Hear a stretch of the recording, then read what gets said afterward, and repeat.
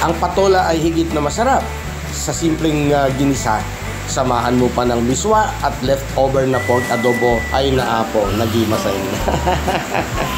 So, ito ay native patola. Yan, kabatiti ko namin Ilocano. Binabalatan ko lang at napakakapal ng balat nito at saka matigas ang balat nito. So, ihanda muna natin yung mga ingredients. Okay? Ayan, kasama yung siling haba na hinati-hati ko at saka yung leftover pork adobo natin. Yun, so simulan na natin ang pagluluto. Medyo malakas ang ulan sa labas. Naririnig nyo ba? Nilalakasan ko yung boses ko dahil malakas yung ingay sa labas eh. So magigisa lang tayo ng bawang. Okay, ewan ko bakit malakas ang ulan ngayon. Ayun, isunod natin yung sibuyas.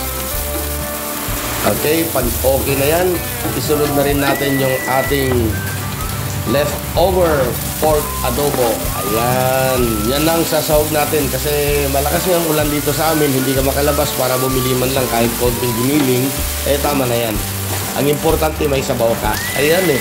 So, nilagyan natin ng 2.5 baso ng tubig na sabaw. Yun. Okay, nilagyan ko rin ng pinong paminta at saka magic syrup. Magic syrup, bigay ni men. Yan, so tatakpan lang natin ito at saka pakuluin. Okay. Ayun ang bilis, kumulo na kagad. Okay, pwede na natin ilagay yung patola. Alright.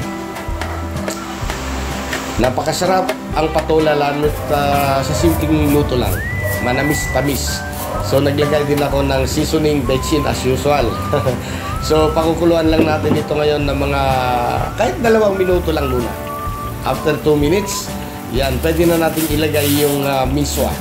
Isang supot na miswa, halagang 6 pesos lang yan. Hindi pwede kasi pag marami, nagiging masyadong malapot, wala nang sabaw. Yan, sige, yan. At ituloy-tuloy lang natin ang pagluluto nito na hindi na nating tatakpan.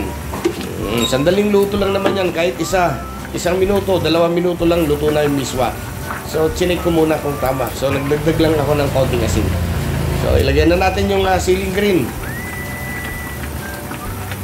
At pagkalagay ng siling green, pwede nang iserve ka agad dyan. Yan, lutong-luto na yung ating napakasarap na sabaw na miswa. Miswa soup or patola soup. Bahala na kayo kung ano itatawag ninyo. Basta napakasarap na ginisang patola with miswa, patola soup. Pareho lang yan.